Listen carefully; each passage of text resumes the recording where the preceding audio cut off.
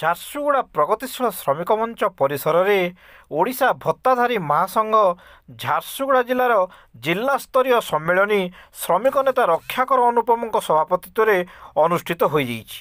ବୃଦ୍ଧ ବୃଦ୍ଧା ବିଧବା ଅବିବାହିତ ମହିଳା ଓ ଭିନ୍ନକ୍ଷମ ଭତ୍ତାଧାରୀଗଣ ଏହି ସମ୍ମିଳନୀରେ ଝାରସୁଗୁଡ଼ା ଜିଲ୍ଲାର 5ଟି ବ୍ଲକ ଓ 3ଟି ସହରାଞ୍ଚଳର ଶତାଧିକ ଭତ୍ତାଧାରୀମାନେ ଅଂଶଗ୍ରହଣ କରିଥିଲେ।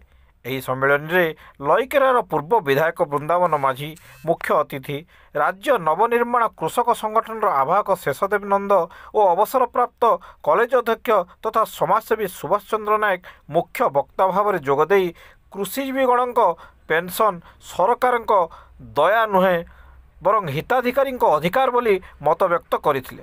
ନୂତନ ସରକାର ନିର୍ବାଚନ ପ୍ରତିଶ୍ରୁତି ମୁତାବକ 3,500 ଟଙ୍କା ମାସିକ ଭତ୍ତା ଦେବାକୁ ସେମାନେ ଆହ୍ୱାନ କରିଥିଲେ। ପ୍ରାରମ୍ଭରେ ନାରୀ ନେତ୍ରୀ ଶ୍ରୀମତୀ ସୁଷମା ସାହୁ ସ୍ୱାଗତ ସମ୍ଭାଷଣ ସହ ଆଲୋଚନା ସଭାକୁ ପରିଚାଳନା କରିଥିଲେ। ଜିଲ୍ଲାର ବିଭିନ୍ନ ଅଞ୍ଚଳରୁ ସର୍ବଶ୍ରୀ ଅଗସ୍ତି ବାଗ, ଦିବାକର କୁଆ, ରଶ୍ମିତା କଣ୍ଡରା, ପାଲମ ଧୀରେନ ହେମ୍ରମ, ଅଞ୍ଜନା ବାଗ, ସୁଭଦ୍ରା ମୁଣ୍ଡ, ସନାତନ ରାଉତ ପ୍ରମୁଖ ସଂଘର ବିଭିନ୍ନ ଦାବି ଉପରେ ଆଲୋଚନା କରିଥିଲେ। ଏହି ସମ୍ମିଳନୀରେ ମହାସଂଘ ପାଇଁ ଏକ ଜିଲ୍ଲା କମିଟି ମଧ୍ୟ ଗଠନ କରାଯାଇଥିଲା। ଏହି କାର୍ଯ୍ୟକ୍ରମକୁ ସୁବର୍ଣ୍ଣ ଖଡ଼ିଆ, ସୁବନ୍ତୀ ମାଝୀ, ସଂଯୁକ୍ତା ଲାକ୍ରା ଓ ପୂଜା ପ୍ରମୁଖ ପରିଚାଳନା କରିଥିଲେ।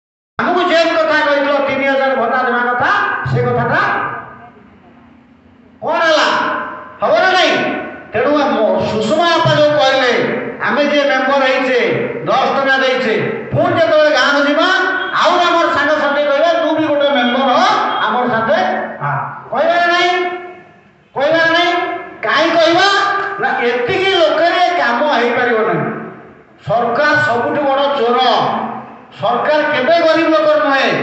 ସରକାର ଗରିବ ଲୋକ କାମ କରେ ନାହିଁ। ନାକଟାକୁ ଧରିଲେ ମୁହଁଟା ଖୋଲିବ। ଆମେ ତା ନାକଟା ଧରିବା ପାଇଁ ଏ ସଭାଟା କରୁଛେ।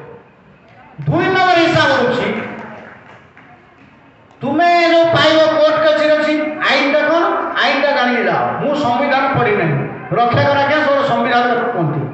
ସମ୍ବିଧାନର ଧାରା 39ରେ ଲେଖାଯାଇଛି ସରକାରଙ୍କ କାମ ହେଉଛି ଯେତେ ବୁଢ଼ା ବୁଢ଼ୀ ବେମାର ଲୋକ ତାଙ୍କର ସମସ୍ତ ଦାୟିତ୍ୱ ସରକାର ବହନ କରିବେ।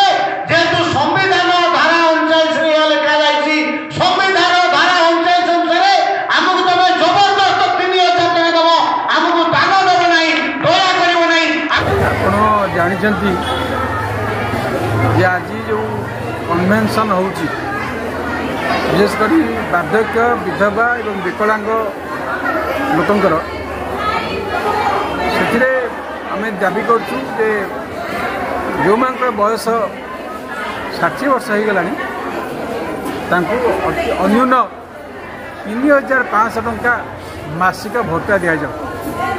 ବଜାରର ଦର ଯାହା ସବୁ ଦିନକୁ ଦିନ ବଢ଼ୁଛି ଏବଂ ଯାହା ମିଳୁଛି ବର୍ତ୍ତମାନ ମାସିକ 1,000 ଟଙ୍କା, ତା ଏତେ କମ୍ ସେମାନେ ମାସ ଭରି ଗୋଟେ ଚଳିପାରୁନାହାନ୍ତି ଏବଂ ମେଡ଼ିସିନ ଅନ୍ୟାନ୍ୟ ସାମଗ୍ରୀ କିଣିଲା ବେଳେ ତାଙ୍କର ବହୁ ପ୍ରକାର ଅସୁବିଧାକୁ ସେ ସାମ୍ନା କରୁଛନ୍ତି।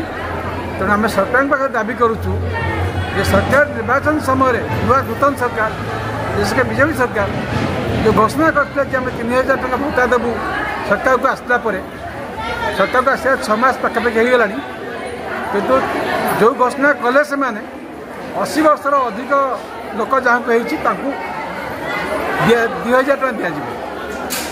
କିନ୍ତୁ ଆମେ କହୁଛୁ ନାହିଁ, 60 ବର୍ଷ ଠାରୁ ଏହି ଲୋକମାନଙ୍କୁ ଅନ୍ୟ 3,500 ଟଙ୍କା ଭତ୍ତା ମାସିକ ଭତ୍ତା ଦିଆଯାଉ।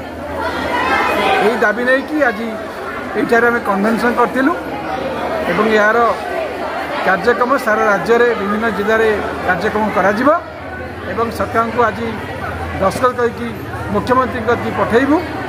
ଆମେ 3 ମାସ ଟାଇମ୍ ଦେବୁ। ଯଦି ବିଚାର ନ ହୁଏ ରାଜ୍ୟ ବ୍ୟାପୀ ୟାକୁ ନେଇକି ବ୍ୟାପକ କାର୍ଯ୍ୟକ୍ରମ ପ୍ରସ୍ତୁତ କରିବୁ।